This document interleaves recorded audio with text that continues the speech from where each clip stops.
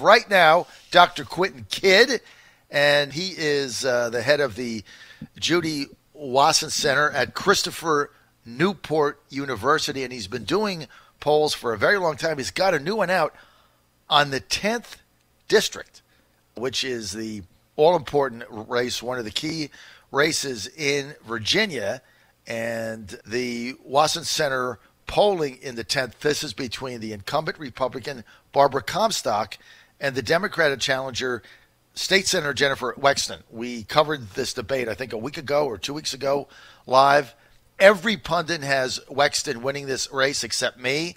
I've picked Barbara to hang on to this seat. I think I'm the only person in America that's done that. But this new poll out, and we're going to get all the details on it right now with Dr. Quentin Kidd. Dr. Kidd, good to have you with us, sir. Good to be with you, John. Been too long. I know, right? So much going on. But now that we get into the midterms and everything, you're going to be on all the time because you're going to have a bunch of polls coming out. Dr. Quentin Kidd from the Judy Ford Wasson Center for Public Policy, Christopher Newport University. He's also a political science professor and all that good stuff. Dr. Kidd, tell us about the poll in the 10th district. So we have a poll out this morning. We were in the field for the last 9 nights or days, if you count Sundays and Saturdays, and we've got a response size of 794 registered voters who voted in 2 of the last 4 elections in this district in Virginia, and or were new voters in 2017, and they tell us that they're supporting Jennifer Wexton by 51% to 44%, with about 5% of them undecided at this point.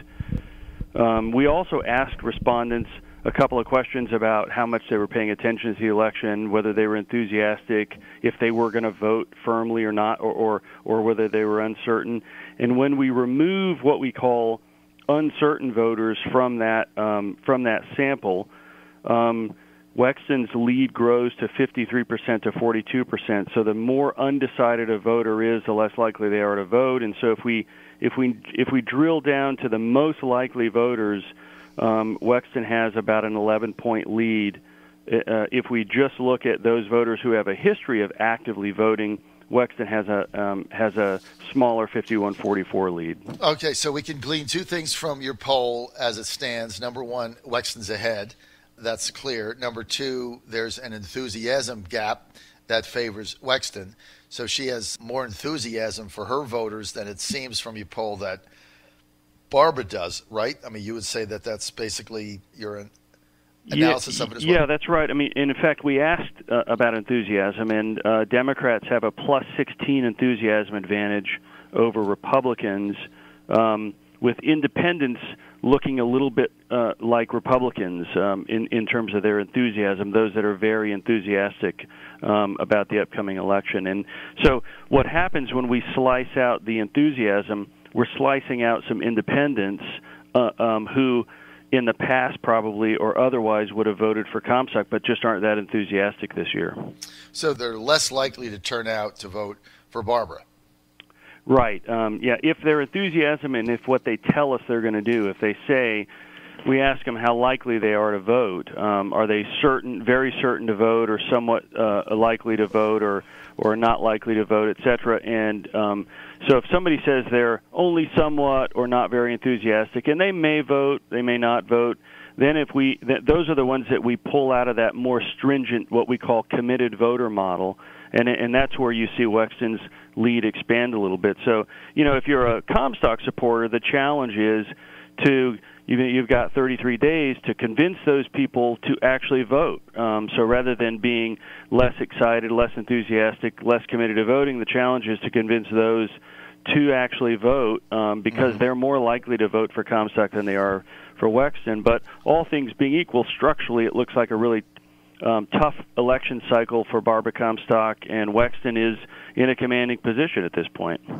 You're on the John Fredericks Radio Network. You're Godzilla of the Truth in America. We are with Dr. Quentin Kidd. He's the director of the Wasson Center for Public Policy at Christopher Newport University. They've just come out with a new poll in the 10th district showing, as the doctor just said, Jennifer Wexton, the state senator, challenger Democrat in a commanding position over Barbara. Now, I've got a couple of questions on the poll, but the first one I want to ask Dr. Kidd is there, based on what you've seen here, is there a pathway for a Comstock upset victory? I mean, theoretically, 33 days out, you could always craft pathways. If I were crafting some sort of theoretical pathway, though, it would require Wexton committed voters to opt out of electing on Election Day, because we have her at 51% in our general likely voter model, and so she's already at 50% plus, and so the pathway is to somehow beat down on Wexton supporters to the point that they don't vote, and then simultaneously encourage Comstock supporters to vote. So it's a real uphill challenge. Okay, so may I ask you a few questions? I looked at the crosstabs, and I just have a couple of questions, if I may.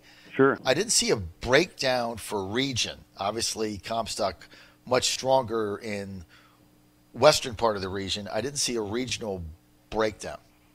Yeah, because we didn't wait on it.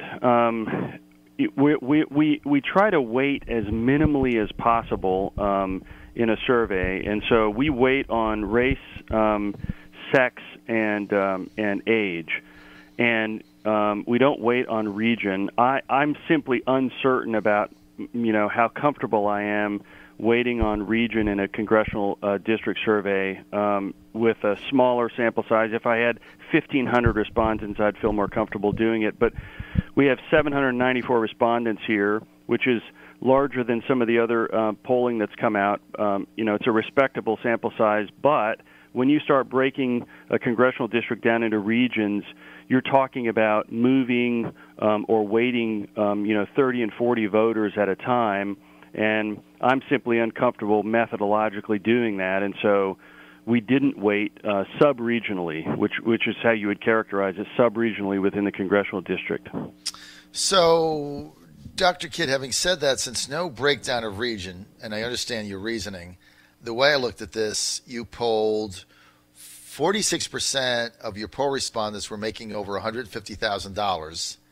Obviously, if you live in that area, that's about what you make, so I get that. 64% were making over $100,000. But what that says to me is you really didn't sample the western part of the district at all, which is Barbara's stronghold, because her voters there make well under $100,000 going out into the Winchester area. So sure. But could that make a difference? A quarter of respondents are making under $100,000, and the larger part of the population in that district is on the eastern side, which is where the most household income is. So what you're saying is there's more voters in the east and they make more money, Yep. But the 25% you polled is not enough to put Barbara in a competitive position. Is that the way I understand it? Yeah, well, I mean, generally that's what I'm saying.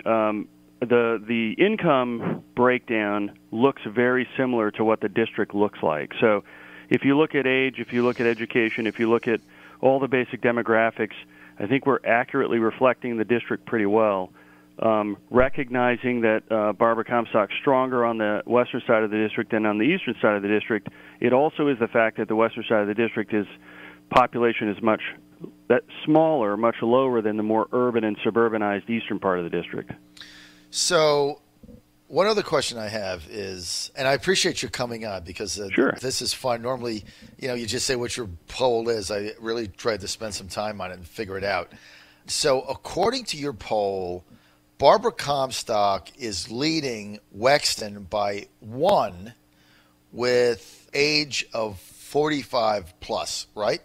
Correct. So Barbara's winning that group, 45 and older. Is it possible you may have oversampled the younger vote in the 10th district?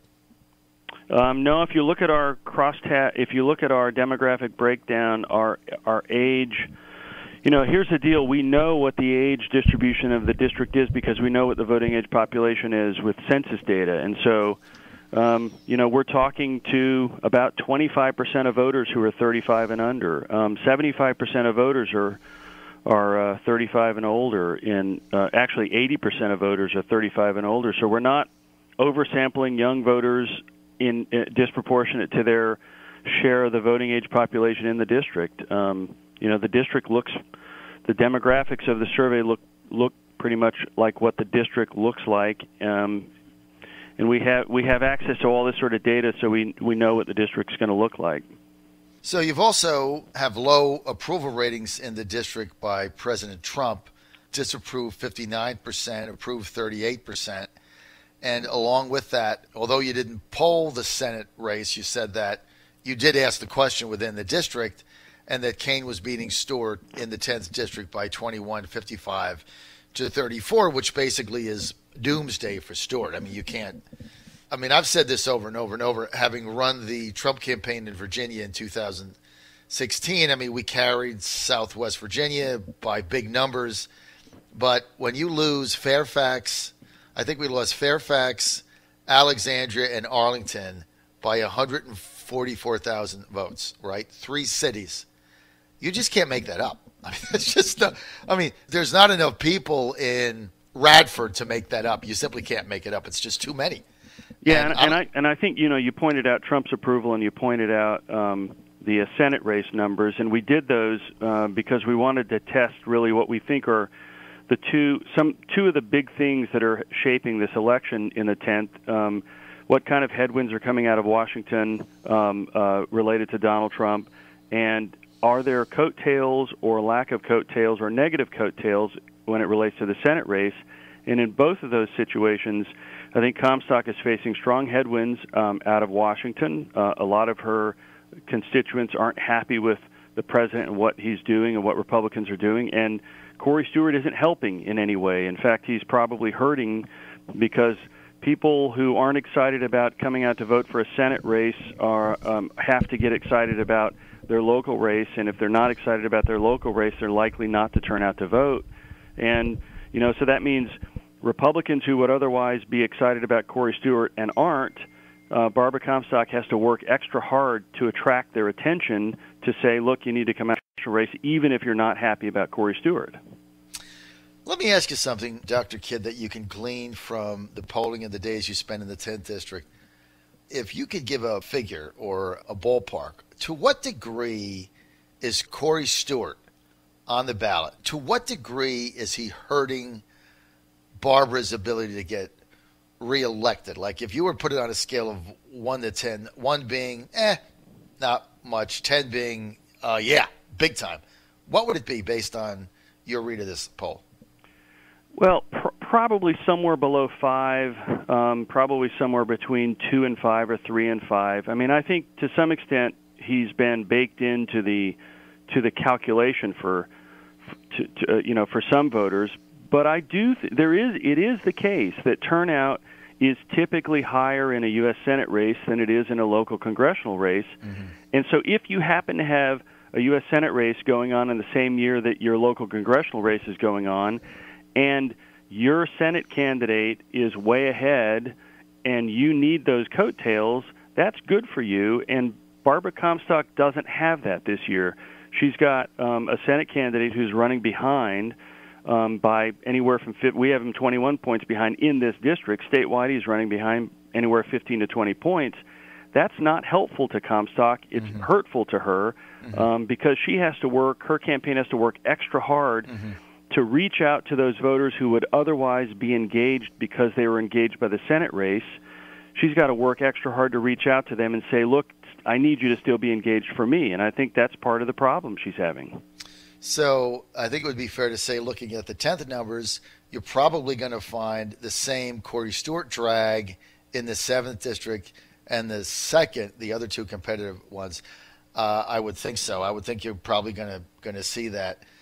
Stewart being a drag on all the Republicans in Virginia who are in competitive races because of the toxicity of some of the things he's said and done. All right, I've only got about a half a minute. Are we going to get you back on, or are you going to do a poll on the 2nd and the 7th also? We are in the field. We went into the field last night on the 2nd. So right after we took this one out, we went into the field on the 2nd. We'll come out in about 8 days with that, and then we're going into the field on the 7th. and will come out later October on the 7th. So we're spending our season doing congressional polling because the Senate race doesn't look very competitive.